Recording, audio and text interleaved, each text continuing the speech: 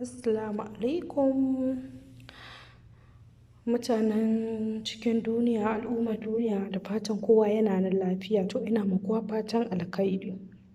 To saƙo zuwa ga Rahma Sadau. Saƙo zuwa ga Rahma Sadau. Rahma Sadau, duniya da kike ganin ta ƙanƙanuwar lokaci ne da ita. Duk wani abu da muke taƙama da shi, wallahi yaro ba a sai an kai ga mutuwa ba.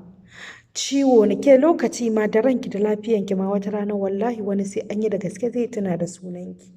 Ko yanzu ɗin ma menene? Mutunci fa madara ne, in ya zube baya kwasuwa. Ba a ce miki ba a laifi ba, ba a ce miki ba a zunubi ba. Amma ke kina son a duniya ke da kiga ana kuce wallahi ba sai iyayenka kawai in sun tsine maka zai bi ka ba. Wallahi bakin mutane masifa ne, bakin mutane bala'i ne. Idan haka mu guji bakin duniya. Wallahi ko Allah me ya ce wanda yake rashin ji, yake gudun idan mutane, ana sa mishi ran shiriwa wata rana. Amma duk wanda zai fito ya dinka, yanzu ki duba wannan ya la'ance ki, wannan har da yan wanki da basu ji ba basu gani ba. Ke har da mu yan Kaduna ma ce ake yi kwata-kwata, wasu su ce ba za su iya zuwa ba, wayewa ta yi yawa menene. Wani a Kaduna ma a unguwansu ma ba a san shi ba. Wallahi mu rinka kiyayewa, manzon Allah fa darajar shi fa muke ci.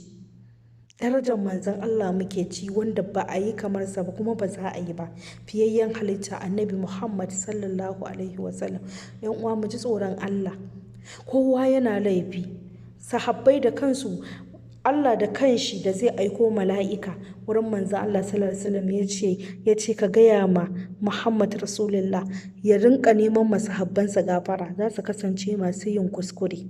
Mu ba mu ce miki ba ma kuskure ba, ko kuma ba a ce miki wallahi Rahma Sadau wani ya fi ki yin laifi a duniya. Wani in kika ga saƙon da yake ƙila rabin shi bai yi. To amma menene, ya kamata ka rinka duba wani martaban gidanku, ka rinka duba nasabar gidanku. Sakamakon menene, kai dan musulmi ne kuma kai dan bahaushiya ne, ka taso ka ga al'adu. In ma addinin ma an ɗauke shi gashi wani suna ya rage biki ba. Ki duba ki gani yaushe kika zo Allah ya ara miki lokaci ya ɗaga miki daraja. In followers ne ki gaya min, Aliru da ya shekara 30 bai kai ki followers ba, bai kai ki mabiya ba, to me kike nema a duniya? Wallahi duniyar nan mu ji tsoron Allah. Wallahi in ana taɓa manzon Allah sallallahu alaihi wasallam muna shiru mutane. Wallahi in gaya muku ba za mu ga da kyau ba fa. Manzon Allah fa sallallahu alaihi wasallam, wanda dan shi aka yi duniyar, shi albarkacin shi muke ci. Wallahi maganan nan ta daɗe tana tsaya min a rai. Ko aiki nake kawai tunawa nake, ana taɓa manzon Allah mu ce za mu ga daidai. A zage shugabanni, mai ta zagen shugabanni, gashi nan aka bar mu da ƙananun wayannan zunuban da muke rainawa. A tunda rainawa muke gani muke ba yi muke yi ba.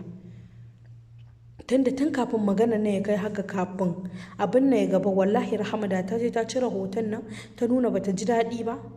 Kalas kowa babu wani wanda zai ƙara miki magana. Amma wannan ya tsine miki, wannan ya bakin duniya masifa ne fa. Kar ki bari baki ya fara yawo a kanki, wallahi za ki shiga uku. Sai kin koma kina yawo kina ɗora hannu aka. Ina wayanda suka yi suna. In suna kike tunani mai suna biki kai Rabilu Musa dan Ibro ba. In takamanki wani wai turanci da menene, masha Allah ya ji kamar ganya Hauwa Maina. An yi su da yawa. Kannywood in baki da kika je ba, Zizi babu wanda ya hau mota na ta hau motar naira miliyan 30. Ina take yanzu, ta zama abin tausayi. Ina Indomie. Mu bare mu mata kankanin lokaci ne fa Allah ya bamu. Wallahi Rahama Allah ya barki. Fir'auna ma da ya kafircin shi ciwon kai bai taba yi ba, rana ɗaya Allah ya nuna masa iyakarsa. Dan haka wallahi yan uwa dukkan mu ne nasiha. Wallahi mu jinka jin tsoron Allah. Kuma yan uwa in an taba manzon Allah sallallahu alaihi wasallam, ku fito ku yi magana. Manzon Allah fa ake magana fa. Wallahi ka fito ka yi magana. Duniya Allah dai ya sa mu dace.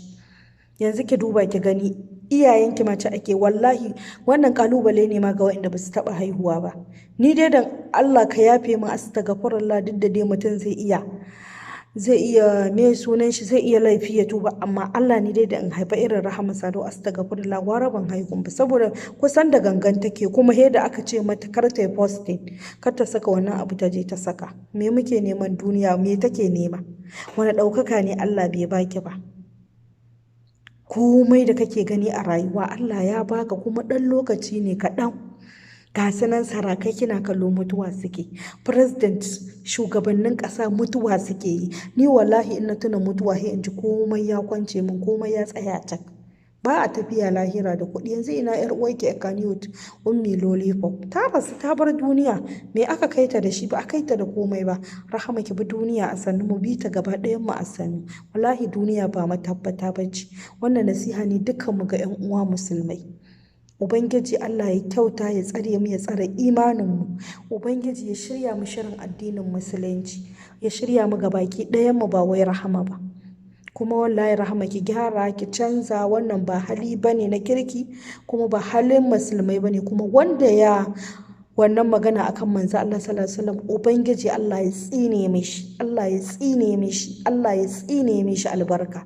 Dan hasken annabi Muhammad sallallahu alaihi wasallam, ya Allah karka kama mu da laifin da bamu ji ba, bamu gani ba akan wasu tsararrunmu. Ya Allah muna son manzon Allah sallallahu alaihi wasallam fiye da iyayenmu, fiye da 'ya'yan da muka haifa, fiye da mu kanmu. Ya Allah karka hukunta mu akan abin da bamu ji ba, bamu gani ba. Allah ka yafe mana, Allah ka shiga lamarinmu.